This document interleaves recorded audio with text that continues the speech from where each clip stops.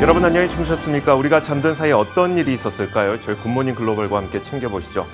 자, 여러분 미국 증시가 지난 밤 사이에 굉장히 큰 폭의 낙폭을 다시 한번 기록했습니다. 거의 팬데믹급인데요. 다우지수는 하루 만에 1,100포인트 넘게 하락했으니까 이 정도의 하락은 팬데믹 당시에나 우리가 목격했었던 그 정도 하락입니다.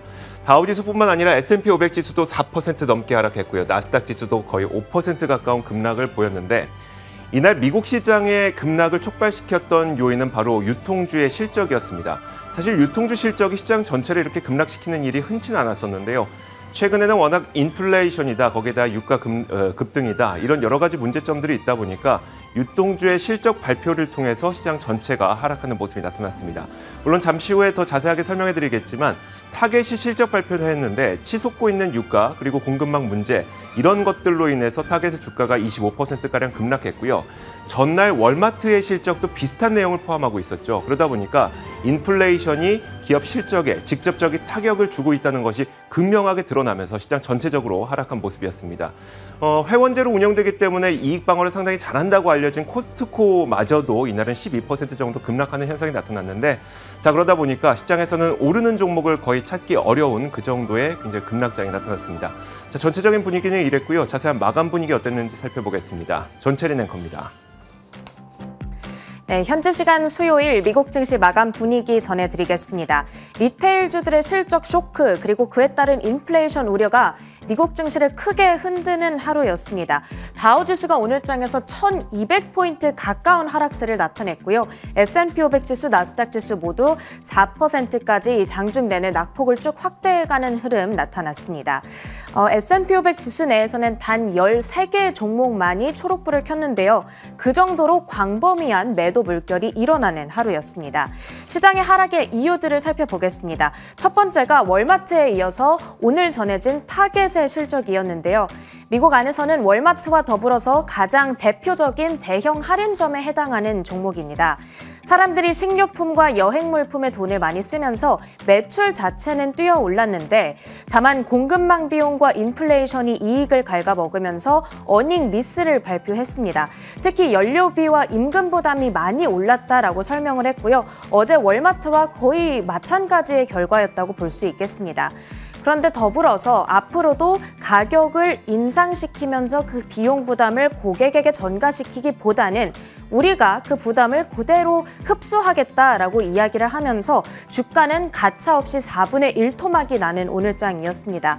이 타겟을 통해서 리테일주들의 인플레이션 타격이 드러나자 리테일 테마주들 동반으로 하락세를 기록했습니다. 여기 왼쪽에 정리를 해봤는데요.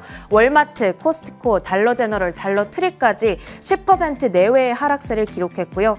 또 그 밖에도 베스트바이, 메이시스, 코올스 등과 같은 종목들도 많게는 10% 이상의 급락세를 기록하면서 전반적으로 SPDR, S&P 리테일 ETF가 8% 넘는 하락세를 기록하는 하루였습니다. 자, 미국 안에서 전설적인 투자자로 여겨지는 제러미 그랜섬, 오늘 CNBC와 인터뷰를 가지기도 했습니다. 그 인터뷰 내용도 한번 들고 왔는데요. 미국의 닷컴 버블 그리고 2008년 서브프라임 모기지 사태를 예언했던 인물이기도 합니다. 그랜섬은 사실 올해 연초부터 계속해서 미국 증시 약세론을 주장해왔고요. 버블이 굉장히 심해져 있다라고 이야기를 해왔던 인물입니다. 이번에는 이런 약세론이 좀 들어맞지 않았으면 하는 바람이 있었는데 오늘 시장의 급락세를 보면 이분의 생각이 설마 맞지는 않을까 하는 불안감도 듭니다. 현재 시장의 버블이 2000년 당시보다 더 심각하다라고 이야기를 하는데 현재까지 S&P 500과 나스닥 지수가 고점 대비 20% 그리고 27% 정도가량 빠졌다면 최소 이것의 2배 정도는 더 내려갈 수 있겠다라고 이야기를 하고 있습니다. 그만큼 지금 미국 주식시장의 버블이 심하다라고 보는 거고요. 이런 의견이 나오고 있다는 부분들도 참고를 해주셔야겠습니다. 자, 이런 이슈들 속에서 섹터와 종목별 분위기 어떻게 나뉘었는지 확인해 보겠습니다. 어제 시장이 많이 오른다고 좀 좋아했는데 그 상승분을 모두 뱉어나고도 더 큰 하락폭을 기록한 오늘장이었습니다. 어제 가장 많이 올랐던 빅테크 3대장 섹터 가운데 기술주가 4% 정도의 하락을 기록했고요. 또 이미 소비재가 7% 정도 섹터 하락률을 기록했습니다. 그리고 리테일주들이 많이 포함되어 있는 필수 소비재 섹터가 6.5%가량의 섹터 하락률을 기록했습니다. 그나마 유틸리티 섹터가 1% 정도 떨어지면서 버텨주는 흐름으로 진행이 됐고요. 이 빅테크주들 종목별 움직임을 좀 보시면 아마존과 테슬라가 7% 내외의 하락, 그리고 애플이 5.6% 하락을 했습니다. 그러면서 정확히 140달러 선까지 이제 내려와 있는 모습 확인이 되고요. 반도체 테마 내에서는 엔비디아와 퀄컴 각각 6%씩 떨어지면서 오늘 필라델피아 반도체 지수가 5%대의 급락세를 기록하기도 했습니다. 자, 시장에 따라서 움직였던 종목들이 워낙 많은 하루였다고 볼 수가 있겠고요. 그 밖에 개별 이슈에 따라서 움직였던 종목들 좀 체크를 해보겠습니다. 첫 번째로 아마존 바로 앞 위에 위치해 있는 로스, 오늘 실적 발표에 따라서 움직였던 종목인데요. 각종 집안 수리 용품들을 판매하고 있는 기업입니다. 실적을 전했는데 1분기 매출이 기대 이하였습니다. 이 봄 기온이 생각보다 낮아서 춥다 보니까 아웃도어 프로젝트, 이 집 수리 프로젝트가 생각보다 많지 않았고, 그러다 보니까 제품에 대한 수요가 적었다라는 사측의 이 설명이 전해지기는 했습니다. 오늘 주가가 5% 급락으로 역시 진행이 됐고요. 그런가 하면 이런 리테일주들의 동반 급락 물결 속에서 나홀로 살아남은 종목이 하나 있습니다. TJX 컴퍼니스, 이 TJmax라는 리테일러를 가지고 있는 기업인데요. 7%가량 급등하는 양상이었습니다. 애널리스트들의 전망치보다 8센트가량 높은 이익을 공개해줬는데, 이 다른 기업들은 인플레이션의 이익이 꺾여 나갈 때 이익 비트를 홀로 경신을 한 겁니다. 이 자세한 분석 어떻게 된 건지 잠시 후 전문가와 함께 애프터마켓 통해서 분석을 정리해 드리도록 하겠습니다. 자, 이렇게 오늘장 특징주 흐름 점검해봤고요. 마지막으로 상품 선물 시장 움직임까지 체크를 해보겠습니다. 자, 국제 유가는 하락세를 나타내고 있습니다. 미국의 정제사들이 생산량을 늘린 것으로 나타내면서 공급 우려가 완화되어 가고 있는 흐름 나타나고 있고요. 이 브렌트유가 2년 만에 처음으로 WTI 가격보다 내려와 있다는 부분도 한 가지 특징이 되겠습니다. 다음으로는 금 가격까지 체크를 해보도록 하겠습니다. 자, 금 가격은 거의 움직임이 없죠. 계속해서 보합권 움직임을 오늘도 나타내고 있습니다. 이 달러화가 3거래일 연속으로 하락한 이후 오늘 소폭 회복에 나서주고 있는데, 달러와 반대로 움직이는 금 가격은 그러다 보니까 하락세를 기록하고 있다 정도로 해석해 볼 수 있겠습니다. 미국 증시 마감 상황 정리해드렸습니다.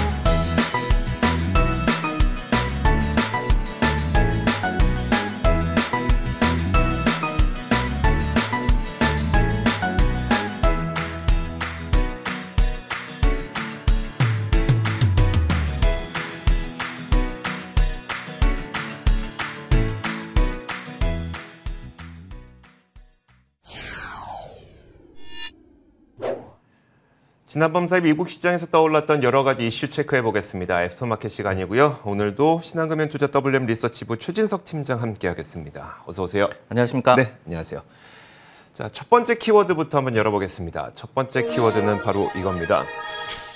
기본 시나리오, 우리가 영어로 하면은 뭐 외신에서 베이스 시나리오로 많이 읽는 그 말을 얘기하는 거겠죠? 네, 맞습니다. 근데 미국의 이제 경제 침체를 베이스 시나리오, 베이스 케이스, 기본 시나리오로 놓는 기관이 조금씩 등장을 하고 있는데요. 네. 이날 웨스파고가 올해 말과 내년 초에 마일드한 미국에서의 경기 침체, 굉장히 좀 약한 침체를 점쳤습니다. 참고로 골드만삭스 같은 경우에는 향후 1년 내 침체 확률이 15%, 그리고 2년 내가 35%라고 얘기를 하고 있고요. 모건 스탠리는 향후 1년 내 침체 확률이 25% 정도라고 제시를 하고 있는 그런 상황입니다. 웨스파고는 올해 성장률 전망을 2.2%에서 1.5%로, 그리고 내년은 0.4%에서 마이너스 0.5%로 하향 조정을 했어요. 그러면서 세 분기간 1.3% 정도 GDP가 줄어드는 경기 침체를 예상을 했습니다. 하지만 이제 표현대로 마일드한 침체로 예상이 되고 있는데요. 왜냐하면 저희가 기억을 하기로도 지난 2020년도에 코로나19 팬데믹으로 인한 경기 침체가 약간 10% 정도의 GDP 감소를 가져왔던 바가 있었고요. 그리고 이제 2008년과 2009년에도 마이너스 3.8%의 역성장이 났던 바가 있었습니다. 그때는 더 정도가 심했던 침체라고 볼 수가 있겠죠. 1분기 역성장 이후에 소비자 활동에서 좀 약화가 되는 그런 기미가 감지되고 있다라고 웰스파고 측에서는 분석을 했고요. 그러면서 작년 말에 자사가 전망을 한 그 지적을 한 세 가지 리스크, 그러니까 코로나19가 재확산되고 뭐 봉쇄 조치가 전 세계적으로 일어나고, 두 번째로 이제 인플레이션이 가속화됐고, 세 번째로 강달러가 시현이 되고, 이 모든 것이 발현이 됐다라고 얘기를 했고요. 그러면서 러시아와 우크라이나 간의 전쟁과 미국의 강력한 긴축 노선이 이 같은 리스크를 더욱더 심화시켰다라고 또 분석을 했습니다. 미국은 소비가 경제의 75%를 차지하기 때문에 소비가 굉장히 중요한데 이 소비 위축에 따른 경기 침체론이 점점 더 힘이 실리고 있는 것 같거든요. 자, 그렇다면 좀 부정적인 기운이 포착되는 또 다른 지표들이 있었을까요? 네, S&P 글로벌이라는 기관이 있죠. 근데 여기서도 침체를 물론 기본 시나리오로 놓고 있지는 않습니다. 이 기관은. 근데 한 30%가량, 그리고 내년에는 침체 확률이 더 높을 것이다라고 지금 점치고 있거든요. 근데 여기서 어떻게 얘기를 하고 있냐면은 그 이유가 지금 미국 소비자들 사이에서 지금까지는 충분한 예금 잔액이 있었지만은 이제는 이것이 말라갈 것이다라고 얘기를 하면서 소비가 위축되고 그리고 경기 침체가 가능하다라는 시나리오를 제시를 하고 있습니다. 실제로 좀 지표를 살펴보면요. 미국의 저축률이 3월에 6.2%였는데요. 이게 2월에는 6.8%였고 1월에는 6.7%였습니다. 그리고 작년 12월에는 8.4%였기 때문에 꾸준하게 이 수치가 내려가고 있으면 저희도 알 수가 있고요. 그리고 뭐 통상적으로 미국인들이 저축을 많이 안 한다라고는 하지만은 지난 1959년부터의 평균치를 내보더라도 8.9% 정도입니다. 그러니까 10%는 하회하지만은 지금과 같이 저축률이 더 낮아진 경우는 잘 없었다라는 점을 저희가 알 수 있는 대목입니다. 그렇기 때문에 미국인들이 뭐 돈이 많다, 그리고 최근에 임금도 많이 오르고 있다, 그렇기 때문에 괜찮다라는 얘기가 많이 나왔지만은 인플레이션이 워낙 좀 장기화되다 보니까 실질 임금, 그러니까 임금 상승률보다 인플레이션율이 높기 때문에 실질 임금이 좀 역성장을 하면서 미국 소비자들의 돈줄이 말라갈 가능성을 지적하는 기관들도 많아지고 있습니다. 알겠습니다. 자, 이렇게 월가의 분위기가 계속 변하고 있습니다. 어떻게 되는지 저희가 계속 업데이트를 해드리도록 하겠고요. 자, 이어서 두 번째 키워드 보겠습니다. 두 번째 키워드는 바로 이겁니다. 자, 2연타라는 키워드를 제가 설정을 해봤는데 어제 월마트에서부터 이날 타겟의 실적까지 실적 미스가 2연타를 기록했습니다. 인플레이션으로 인해서 유통업체들의 실적 그리고 기업 이익이 직접적인 타격을 받고 있다는 게 확인되면서 증시 전방위적인 급락세를 촉발한 게 또 이 유통기업들이었습니다. 자, 일단 타겟의 실적이 공개됐는데 매출은 3.3% 증가했지만 이익이 절반 이상 감소했습니다. 월가의 예상치도 하회했고요. 그러면서 영업 마진이 5.3%를 기록했거든요. 작년 같은 기간에 영업 마진이 9.8%를 기록했던 것에 비해서 거의 반토막 수준이고 장기 목표인 8%에도 크게 못 미쳤습니다. 자, 이렇게 된 이유는 분명한데 연료 비용이 치솟고 있고요. 공급망 병목 현상이 이어지고 있다 보니까 비용이 증가한 거죠.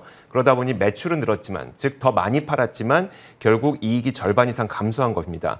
타겟의 주가, 그러니까 시가총액은 뭐 하루 만에 4분의 1 토막이 날아갔으니까요. 굉장히 급격한 시장 반응이 나타났죠. 자, 타겟의 실적은 유통주들이 겪고 있는 그 현상을 너무나도 극명하게 보여줍니다. 그러다 보니까 다른 유통주들도 마찬가지일 것이라는 인식이 퍼지면서 유통주가 일제히 급락했는데 전날 이미 비용 문제로 주가가 실적도 실망스러웠고 주가도 한 10% 넘게 하락했던 월마트가 오늘도 역시 급락세가 이어졌고요. 회원제 기반이기 때문에 인플레이션 영향을 좀 덜 받을 것이라는 코스트코마저도 오늘 10% 넘게 하락했습니다. 자, 이 외에도 달러 제너럴, 달러 트리, 로우스, 홈디포 가릴 것 없이 유통주 다 하락했고요.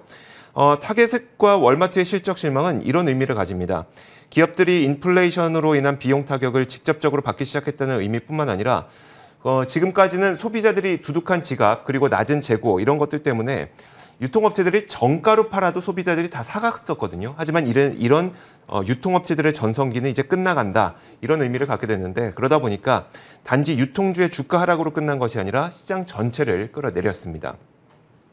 자, 팀장님, 월마트와 그리고 타겟의 실적으로 우리가 확인을 했듯이 인플레이션으로 인한 시장 충격이 이거 계속되는 것 아닌가라는 생각이 들게 되거든요. 월가의 시각 어떨까요? 네, 일단은 이날의 좀 시장 전체 반응이 굉장히 부정적으로 나타난 것은 월마트와 타겟의 실적 부진이 사실 예상 밖이었습니다. 이 정도로 좀 이익이 깨질 것이다라고는 예상이 안 됐었거든요. 근데 이런 부분들 때문에 시장 충격이 더 심했다. 그래서 뭐가 문제였을까? 경영진들의 발언, 월마트와 타겟 외에도 다른 기업들의 경영진의 발언에서 여러 가지 좀 측면들을 좀 살펴봤는데요. 첫 번째로는 지금 임금별로 소비의 양극화가 굉장히 심해지고 있는 것 같습니다.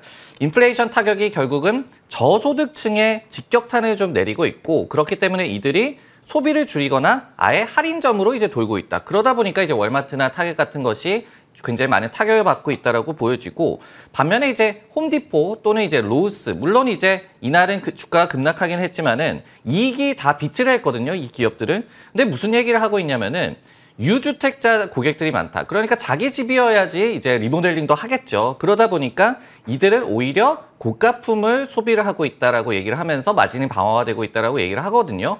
이처럼 임금별로 소비가 굉장히 양극화되는 현상이 심화가 되고 있고 두 번째로는 이제 리오프닝이 진행이 되다 보니까 예전에는 내구재, TV 같은 거를 샀다면은 이제는 여행 가방이나 화장품 이런 거를 사기 때문에 또 품목별로 좀 차별화가 이룰 수가 있다. 그렇기 때문에 또 세 번째로 재고 관리에 실패하는 유통기업들이 좀 많아지고 있다. 예를 들어서 이런 TV와 같은 내구재는 재고가 지금 쌓이고 있다라고 얘기를 하거든요. 이런 측면들이 이제 이익을 깨지게 만드는 그런 요인으로 좀 분석이 되고 있습니다.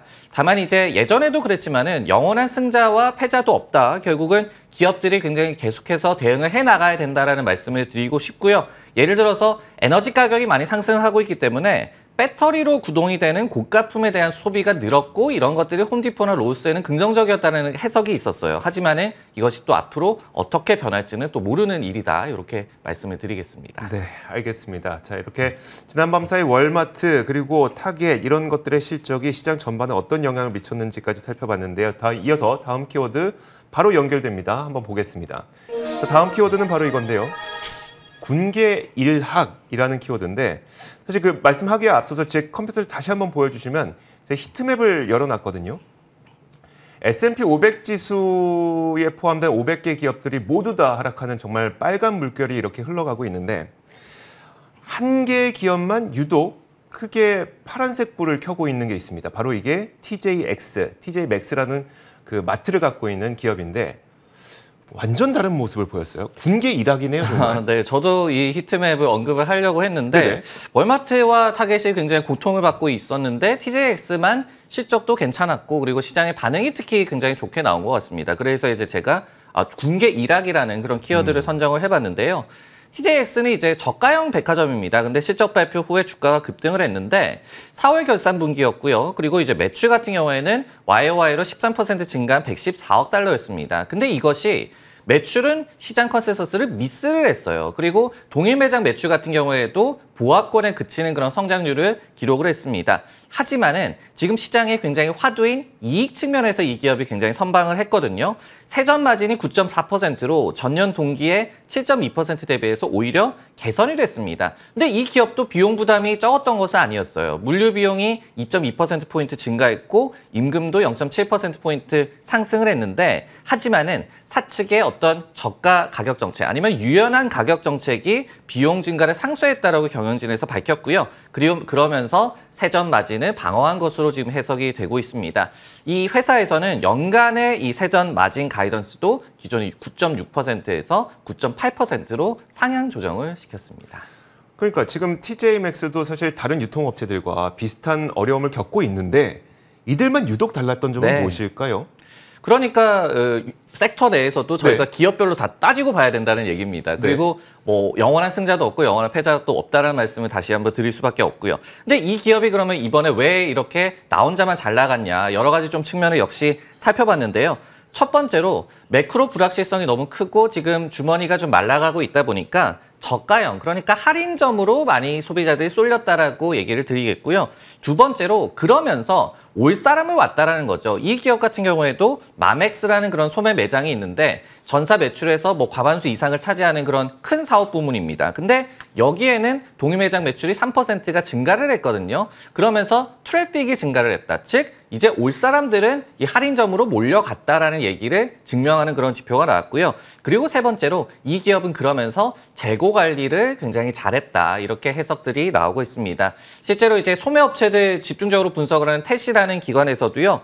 매출이 컨센서스에 다소 못 미쳤지만은 마진 호조가 이를 상쇄하고도 남았다라고 해석을 제시를 했고요. 현 사업 환경에서 그래서 매우 고무적인 결과라고 분석을 했습니다. 어려운 환경을 헤쳐나가는 경영 능력을 입증을 했다. 특히 유연한 가격 전략이 매크로 압박을 극복을 했기 때문에 수익성이 더 높아질 수 있었다라고 분석을 했습니다. 네, 알겠습니다. 자, 이렇게 저희가 세 번째 키워드까지 한번 살펴봤고요. 이어서 마지막 키워드도 보겠습니다. 자, 마지막 키워드는 바로 이겁니다. 테슬라의 ESG 지수 탈락 소식인데요. 지난 밤 사이에 테슬라가 ESG 지수에서 탈락됐다는 소식과 함께 테슬라의 주가도 하락했죠.